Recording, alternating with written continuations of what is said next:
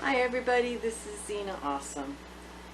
I've been doing a lot of different things, and some things I'm doing really well at, some things I'm not doing so well. But overall, I think I'm pretty happy with the progress I'm making. First of all, as I mentioned in my last video, is that they was getting a heart monitor. So I have my heart monitor on me here. I get to wear this for 2 weeks and then mail it back. Normally a nurse puts it on, but because of the pandemic, they mailed it to me, and the instructions were a little weird because, you know, put your arms down, have the patient put their arms down to the side. So, but anyway, got it on. It seems to be working, hopefully. I have to mail it back after 2 weeks. I'm really excited about the heart monitor, to be honest, because according to my Fitbit, my activity level just isn't matching my pulse rate. According to my Fitbit, my pulse rate is, say, 140 to 150 when I go and do some vigorous exercise, which is putting me in peak zone, which means I'm over 85% of my heart rate. But I've found that I'm able to sing. And when you can sing, that means that you're not supposed to be up in that range. Now, when I went online and I did my reading about it, pretty much all they said was that that your Fitbit is reading your pulse wrong. So I've been checking a couple other things, because I've also got my Gobi, and my Gobi's been telling me my pulse is up there. And then I have a pulse ox monitor that I've been using to check out. And I haven't been able to get that quite fast enough, but I have been actually checking my pulse to see if the two match once I get inside, and they have been matching. So I am not really too sure what that means.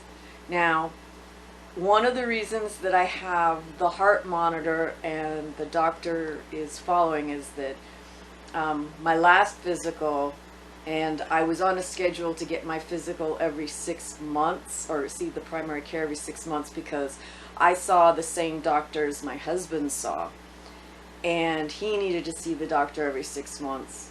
So at one point I think they put me at 9 months, but then it put it in between, and then I didn't come. I waited until it was his appointment again, and so they decided just to keep our 2 appointments together. So I'm still probably still going to stay on a 6-month schedule if I've got other issues going on. But anyway, 6 months ago, the doctor heard a heart murmur, and then after hearing the heart murmur, he went back into my records, I guess, to read more about my heart stuff. And I did have in the past SVT, which is supraventricular tachycardia. I might have said the V wrong, but basically what it means is my heart rate would jump to a high rate for no reason, and my heart rate would jump up to 220 beats per minute. Yes, boom. And I would definitely feel it, because it would just happen suddenly, and you'd kind of get this lightheadedness that I'd say kind of felt like being in an elevator, is the best way to describe it that I could.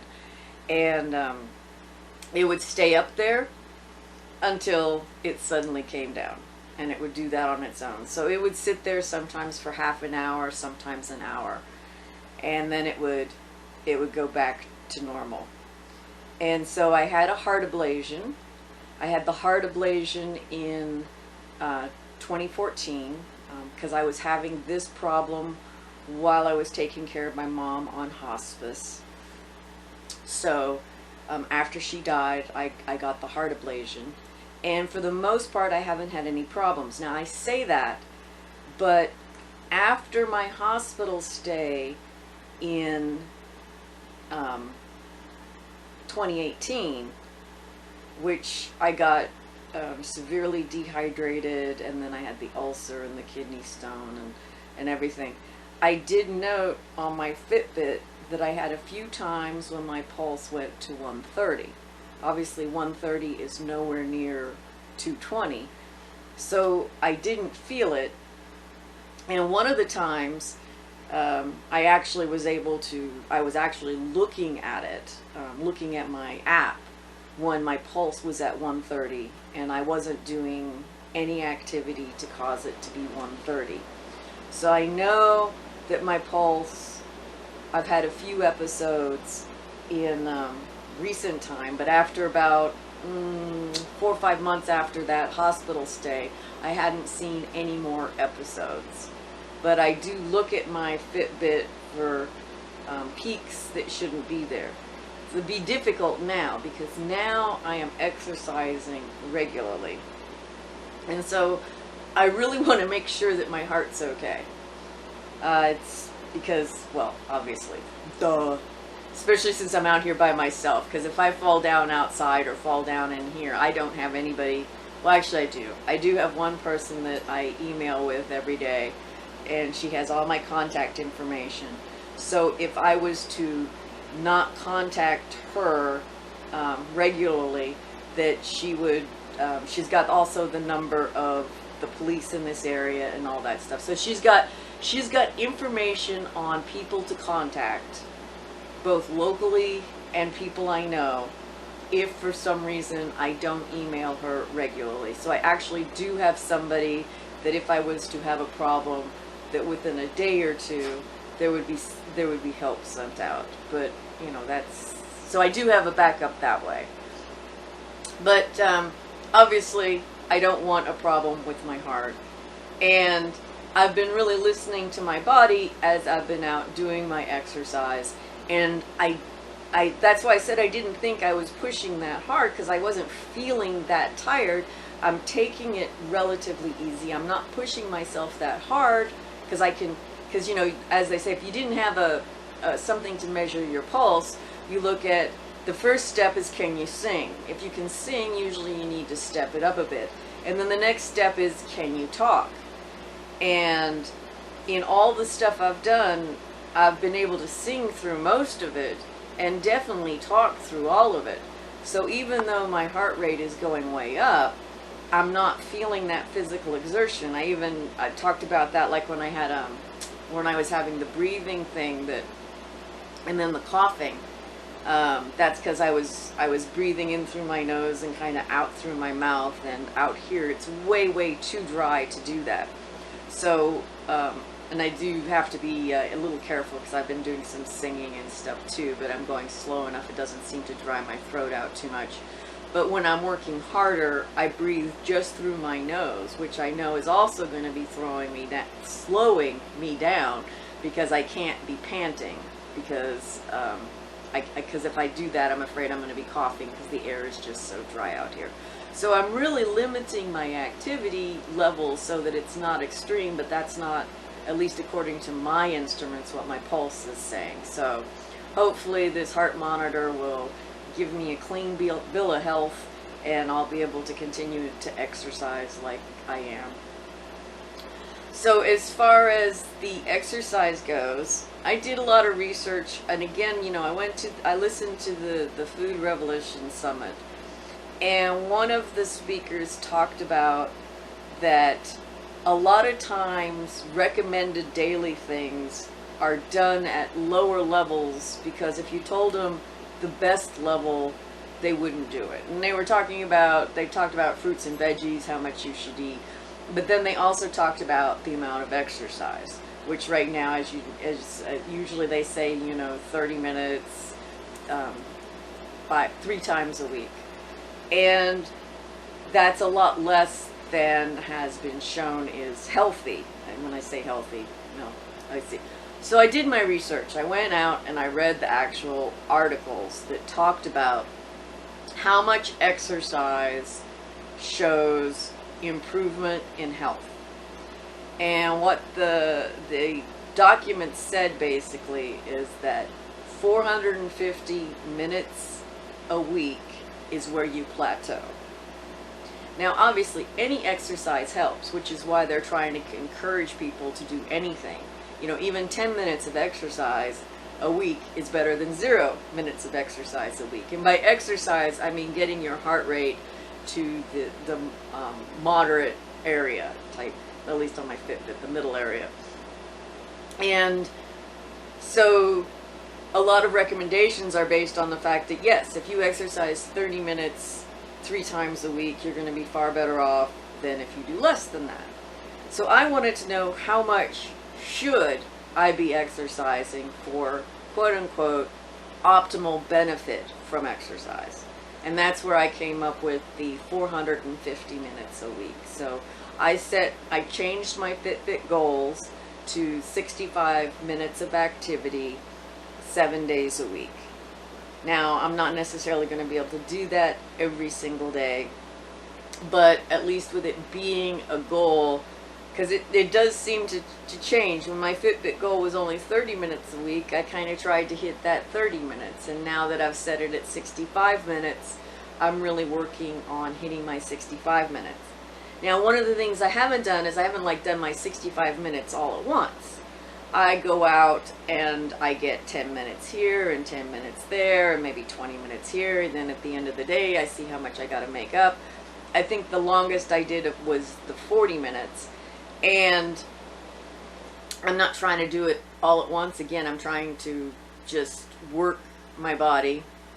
I've got my DEXA scores back and they're mixed. So what happened is that the overall bone in my hip that was femur was minus 3.9 moved to minus 2.9, which is actually really amazing.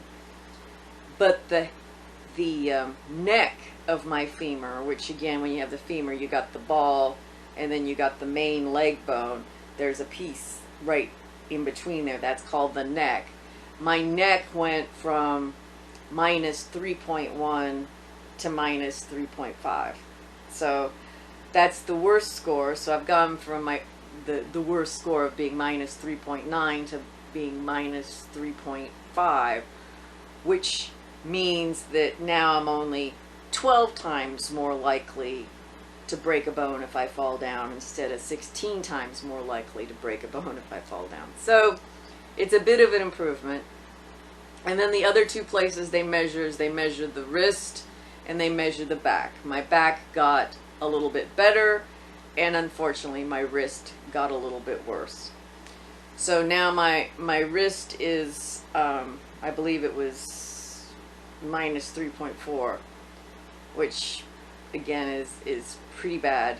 So if you go online, they say, you know, you got to be careful about any twisting actions if you have bad wrist bones. And also, so now not only do I have to worry about breaking a hip when I fall, if I try to brace myself with my arms when I fall, I could break my arm. Of course, I'd rather have a broken arm than a broken hip any day, because I don't have to walk on my arms. Because if you break a hip, you're talking about wheelchair time. And then once you get in a wheelchair, you know, it's kind of a feedback thing. But if you're not using your bones, you're losing your bones. And so I'd much rather break an arm than break my hip, but I don't want to break any bones. So when I go out, I try to pay particular attention to what I'm doing, and of course not want to fall down. So what I've added to my exercise is I've decided that clapping hands is a really good exercise. Now, when I went online, they talked about doing this as an exercise for increasing your bone strength, and then also having a small weight and doing it this way, and then also doing it this way. So I am working those in too. So like sometimes when I'm walking, because I do a lot of walking, because that's still a good exercise, I will actually just add this type of movement in, but also I'll do clapping in front and clapping behind and clapping overhead. And so I'm adding some hand, and then I also do double claps, and then I'm working on learning clap songs, I'm gonna say, because like when we was at camp, this was one of our camp claps, was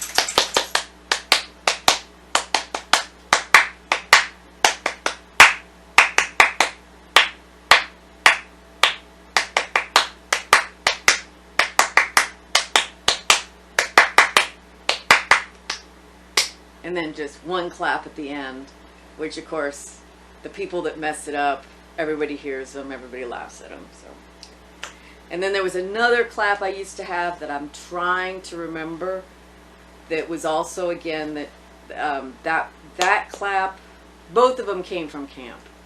So I'm going to be looking into those again, just to give me something different to do. I used to be really good at a particular patty cake thing that I could do really, really fast when I was a camp counselor, but also tapping on my legs or my arms or my knees, but actually slapping. And the reason for this is that in all the studies that they're doing, like say for the hip bones and checking, like one of the studies I read, they had these men hop 50 times once a day. I forget for how long. It was a long study. It was either like 6 months or a year or something. It was a long study. And then measure the bone density of each leg. They had to hop only on the one leg, and it was randomly picked which leg they would hop on. Well, all of them pretty much showed that on the leg they hopped on, they had increased bone strength. And that was from just hopping 50 times once a day. So part of building bone strength isn't just the exercise, it's the jarring. And of course, I don't want to break anything, so I don't want to like do anything that's too extreme. So I figure I can do a lot of clapping all the time. And if just 50 times of hopping increased hip strength, I'm hoping that clapping and actively exercising my arms, that I'm going to get my bones back. Well, obviously, my goal is to get them bones back to normal. I would love that. But I definitely need to improve where they are, because right now they're pretty bad, and I shouldn't do a lot of things, which is frustrating. So the next thing is my juicer came in, and I freaking love it. I've juiced for 2 days now. I was going to film some of it, but it's kind of a disaster over where I have the juicer, so I was a little embarrassed about my mess. I drank on both days about 64 ounces of juice. I juiced celery and beets and carrots. I still had one blood orange left, strawberries, cucumbers. And I'm kind of a little leery about the leafy greens, which I'm going to be getting some, but I have to be careful because of my kidney stones. So if I do too much uncooked greens, they have a lot of oxalate, and I don't want to have kidney stones. So I got to kind of pay attention to that. But I'm really excited that it seems to be hydrating me in a way. Oh, cabbage. I bought red cabbage too. It seems to be hydrating me. Oh, and ginger. I put some ginger in one of them. In a way that I haven't been hydrated in a long time. Because yesterday when I went out and did some of my exercise, I actually really sweated. I had like sweat coming down my face, almost dripping off my face, and then when I came inside and cooled down, it took a good 10 minutes before I stopped sweating. And I have to say, in the 3 weeks I've been doing my walking outside, and even during the heat of the day and my jogging and all that, although I've had a little bit of perspiration where I maybe got a little damp somewhere, I have not been sweating, and I just attributed that to the dry air. But now I'm thinking, well, I've known I've had a problem with hydration, because when I drink water, or I drink more water, the water doesn't stay in me, I just pass it. And you might say, well, how do you know that? Well, in the last year or so, or a couple years, that part of my osteoporosis, I have had 3 separate 24-hour urine collections. And yes, it's exactly what it sounds like, where they literally have you collect every time you pee for 24 hours. And the volume of my urine is above normal. because I'm drinking above normal, and yet I'm still feeling dehydrated, and I'm still not sweating. So, and I'm still developing kidney stones. So I know that, and I try to explain that to the doctors, but they don't really quite get that. But it's a problem I've had ever since I got the gastric bypass, that water, the fluids don't seem to stick. And then you go, oh, well, just take sports drinks. Well, I tried that, but with sports drinks, it goes totally the opposite direction, and I get fluid retention.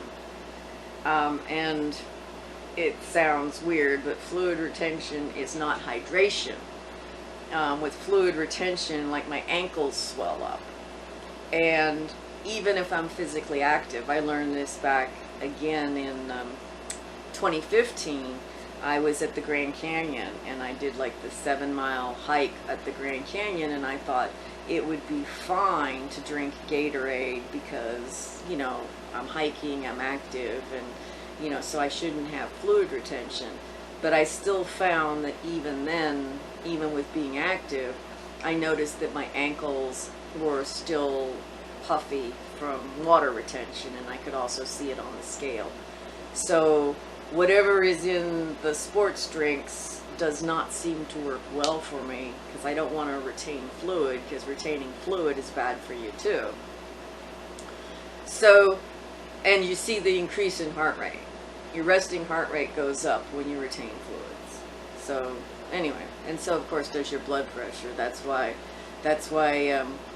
one of the things they do to lower blood pressure is they give you a water pill to help you not retain the fluids. Because if you think of your veins like a garden hose, if you put more water in the hose is under more pressure, and what happens is the pressure is what damages the veins, because your veins are elastic, and if you put too much pressure inside there, then it damages them. And then basically, if you think of it like scar tissue comes in and toughens them up, then you mess them up and they lose their elasticity, and that's where high blood pressure affects your whole body.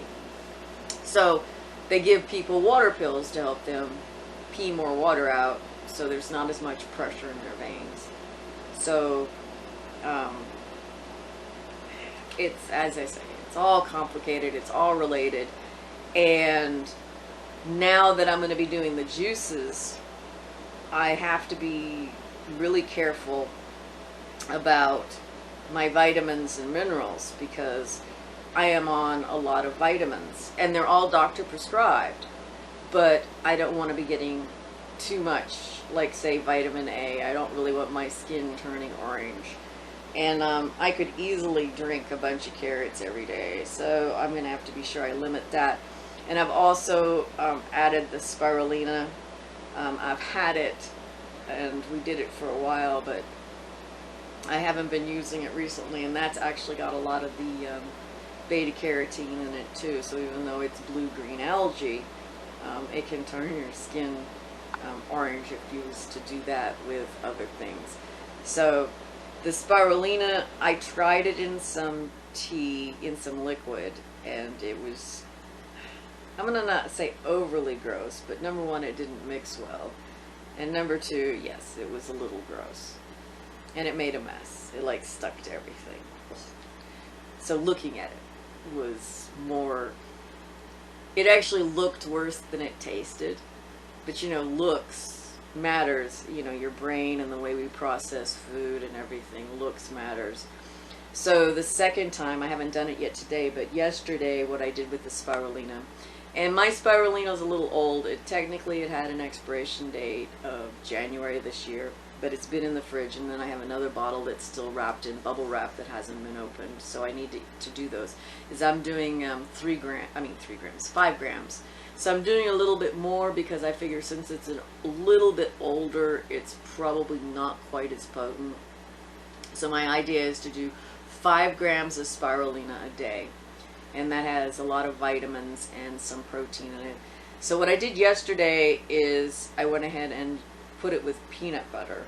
Now again, you know, out here, because my water's trucked in, I try to limit messiness of things, because the more I have to wash, the more water I use. So I try to be practical. So someone else might take the peanut butter, put it in something, and then put the spiral and mix it up. So no, that's, and you know, peanut butter is kind of a messy thing to clean off of something. So what I did is I went ahead and I just put the peanut butter in my mouth, a small spoonful of peanut butter, and then I smeared it all inside my mouth. And then I took the spirulina and I just took it in a spoon and just tossed it in my mouth, and then again swirled the spirulina all with the peanut butter, and then you know, swallowed it and added a little bit of water to it to help it all mix up, and so to make it easy to take. So I think that's going to work. I mean, I could still taste the spirulina, but it was just one mouthful versus when you put it in a cup and you're drinking it over and over and over again, and you're looking at all the color and the look. So so right now, yes, I'm focusing on the juicing, getting energy. I'm reevaluating my vitamins. I am lowering everything. I'm lowering my calcium. I am decreasing my multivitamin. For the next week, I'm just going to take one, and my plan is to come off of all of them. I did also tell my doctor, both my doctors, that I am going to be changing the way I eat, and that I'm planning on coming off the calcium, and that I'll definitely need to have all that stuff checked. And so, but my next blood work for all that will be 6 months out when I go to get my next osteoporosis shot. But I'm gonna, since I'm still easing into the juicing, I'm not stopping all my vitamins yet. I've just decreased them. And then I'm also wanting to come off of the both the appetite. I'm going to stay on my Creon. Okay, my Creon is enzymes to help me digest fats, proteins, and carbs. I think that is something that no matter what I'm taking or what I'm doing with my diet, I think that's something I should continue to take, because it's going to help keep all my nutrients more bioavailable by adding more enzymes to break them down. So that's going to be something that I'll probably take for the rest of my life. But as far as the PPI, which is proton pump inhibitor, which means antacid, they actually have me taking 2 of those a day, 1 in the morning and 1 at night. I want to come off that, because I never really wanted to be on a proton pump inhibitor because, or an antacid, because I was always concerned about antacids affecting my digestion and processing of foods.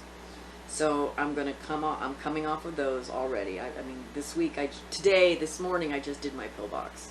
So I did not put those in there. And for now, I also did not put in my pill box my anti-nausea medicine.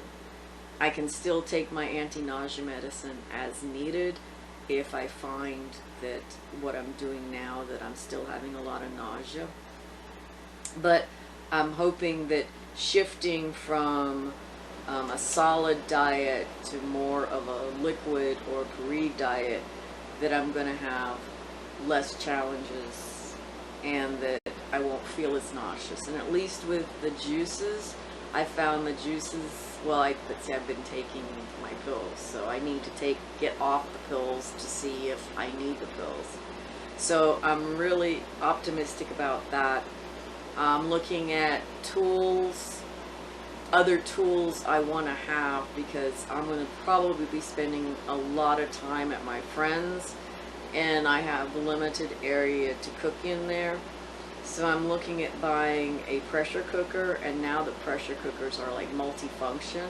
So a pressure cooker could actually do a lot, but if I'm going to be eating beans and that type of thing, I want something that helps cook them a little bit faster, or helps, so I need things soft when I puree them. And like I said, so although I talk about smoothies, it's smoothies slash soups, blenderized soups, that type of thing, that I'm going to have to try to add beans into my diet. And in, again, one of the videos I just watched the day before yesterday, I think it was, that they said for people who have more problems with beans, as far as gas, which I do, or theoretically I do, that's why it's a food you're not supposed to have on the low FODMAP diet, that if you, when you soak them, first of all, be sure you soak them for the full 24 hours. Second of all, change the water 2-3 times. Third, rinse them really well before you start cooking them. And then the fourth thing is cook them till they're really done and really soft. And it was recommended you cook them in a pressure cooker. And that's what got me looking at pressure cookers. And boy, it's been a long time since I read anything about pressure cookers. I've never really had the interest in getting one, but they're pretty cool now. So I think I could really get a lot of use out of it. So I'm going to need beans in my diet because I'm going to be cutting down on meat or cutting out meat. And I don't know, I'm not against eating meat, but I'm trying to shift the way I eat to be the most healthful I can and give my body all the tools it needs to be strong.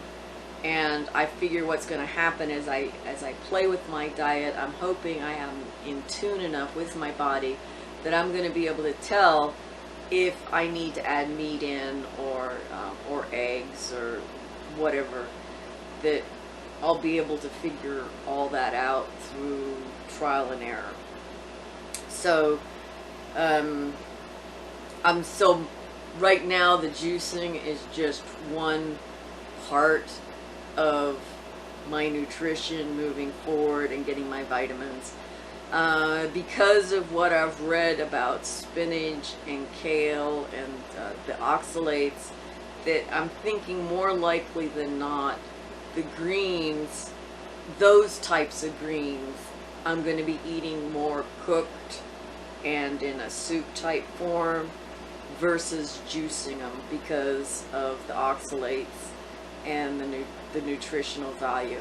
You go through and you read what things should be cooked and what things should be raw for the nutrition, and I want to try to go for the biggest bang for the buck. And so I'm still figuring all that out. So right now, I'm not so much focusing on the cooked side. It doesn't have to all be done overnight. I'm focusing on the juicing side. So right at this moment, I'm still eating meats for my protein. And I'm working on things like peanut butter. I would have bought tahini, but when I went to the grocery store, they didn't have any tahini. Tahini is ground sesame seeds, and with my juicer I'm supposed to be able to do that myself. I'm supposed to be able to make tahini and stuff like that, so I just might make my own. We'll see. Again, I don't know how much I'm going to want to make myself versus buy, so that's all something that's still up for me to figure out. Now, I really honestly expect that all this is going to go really well, and then that I'm going to get my bones to the point where I can do a lot of things. I want to go scuba diving, I want to go caving, I want to go horseback riding. And one of the things that I kind of forgot that I've always wanted to do is I've always wanted to be on Survivor. And after my last hospital stay in 2018, I kind of figured that I would never be able to go because I wasn't healthy enough. And then when I got my DEXA scan and I saw how fragile my bones were, and the fact that they tend to say that once you have osteoporosis, you can't really get your bones ever healthy enough again, which I'm hoping to prove wrong, that I'd never be able to apply or go on Survivor again, or not go apply for Survivor again. I've applied for Survivor so many times over the last 20 years. It's not like a lot of people, but I haven't applied obviously recently, especially with my husband being sick and everything. So it's been at least 4 or 5 years since I applied, and then when my health got worse, it was obviously something I didn't think I could ever do. But now I'm actually really excited, and one of my goals is to be healthy enough that I can at least apply for Survivor and have a chance of actually meeting the physical requirements to get on. I know I'm getting a little old, but I've always wanted to be on Survivor. So that was something I had that realization today, and actually really, really excited about. So if you stay with me, I've got an amazing, amazing future ahead of me, and I'll be bringing all you people along with me. So if you have any questions, please write them in the comments. If you find me interesting, please share my channel with other people. I need you all, please, please. You all have a great day. Thank you very much.